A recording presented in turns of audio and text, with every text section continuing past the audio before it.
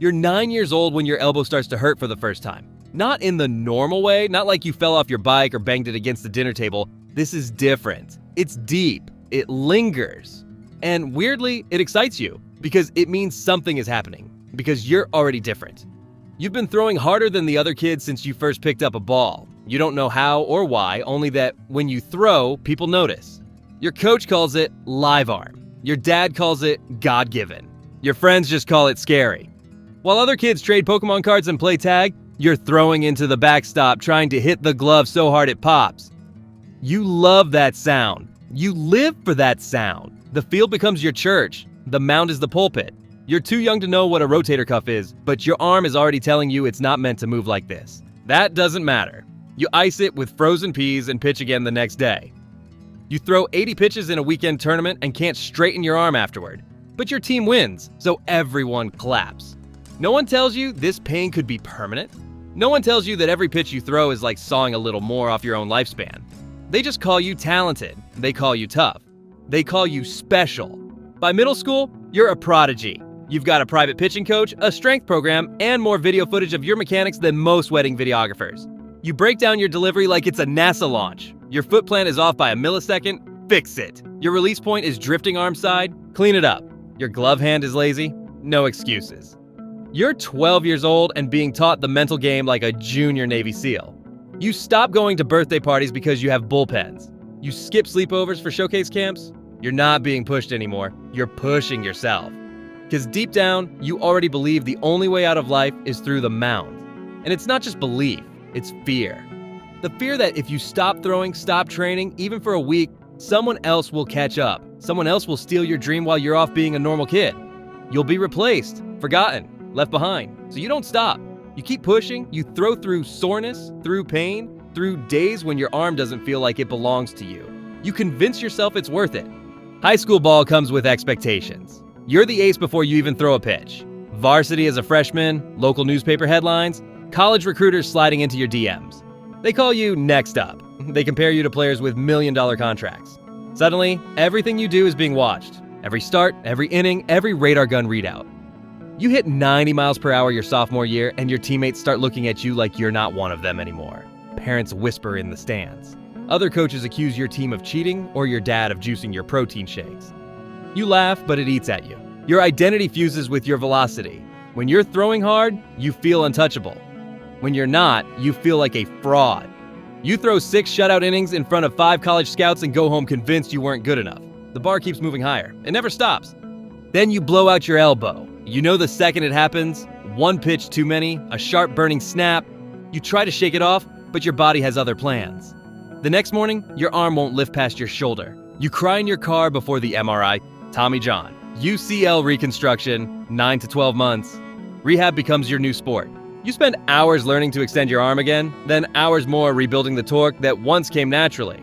You feel yourself regressing while other kids take your spot.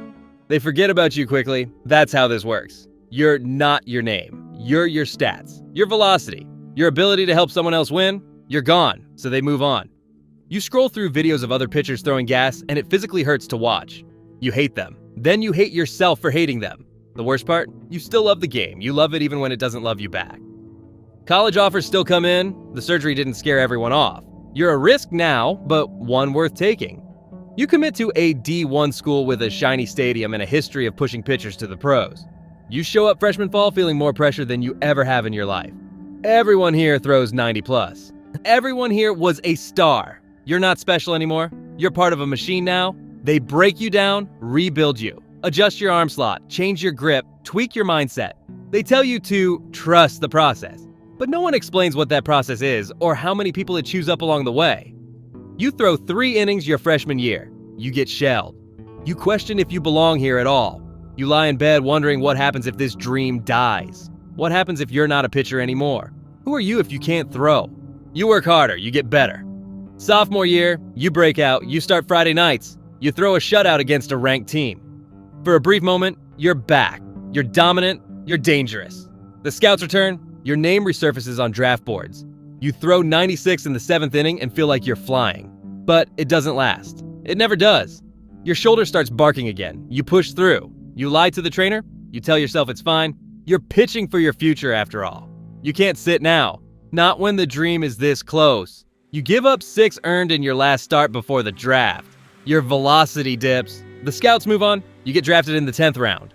The signing bonus won't buy you much more than time, but you take it. Because time is the only thing that matters. You think the hard part is over. It's not. It's just beginning. The minor leagues aren't a ladder. They're a maze. A never-ending cycle of bus rides, fast food, shared apartments, and aching arms. You live in towns that barely exist. You pitch in front of 37 people and 2 dogs. You sweat through your jersey in 110-degree heat while some 19-year-old with a cannon arm walks past you like you're yesterday's news. You realize quickly, it's not the best who make it, it's the healthiest. The most resilient. The ones who throw just well enough to stay, but not bad enough to get cut. You hover in that purgatory. You become projectable, then inconsistent, then organizational depth. You bounce between single A and double A. You miss weddings. You miss funerals. You watch your friends get real jobs, buy homes, have kids. Meanwhile, you're trying not to throw your back out sleeping on a motel pullout couch before a 10 a.m. game. You don't talk about that part on social media. Then, finally, it happens. Someone gets hurt. Someone else flames out. A spot opens. The call comes. You're going to the show. You cry on the phone with your dad. You post the screenshot on Instagram. You tell yourself it was all worth it. The majors feel like another planet. Private flights, steak dinners, custom gloves with your name stitched in cursive. You walk into the clubhouse and your name's already on a jersey. You've made it. Sort of. You're a rookie. You don't talk unless spoken to. You don't take the good locker. You don't show up late, ever. You pitch your debut and your knees shake so bad you nearly balk before your first pitch. But you throw it. It's high. The ump doesn't flinch. Ball 1. You get through your first inning unscathed. You fist bump your catcher like it's normal. Like you're not about to throw up from adrenaline. And just like that, you're a big leaguer. You think that's the end of the story. It's not. It's just the beginning of a different kind of hell. Now you're fighting to stay. The leash is short. One bad week, and you're demoted. One bad month, and you're forgotten. You pitch 3 scoreless innings, and no one notices. You give up 1 walk-off bomb, and the internet knows your name. You start seeing your face on Twitter under words like washed, overrated, bum. You stop reading comments. Then you start reading them again, then you stop again. You tell people it doesn't bother you. It bothers you. You throw a bullpen session that goes great and immediately start wondering what's wrong. You overthink everything. Every movement, every pitch. You become your own mechanic, your own therapist, your own worst enemy. You get hurt. Of course you do. Not a full-blown tear, just a strain.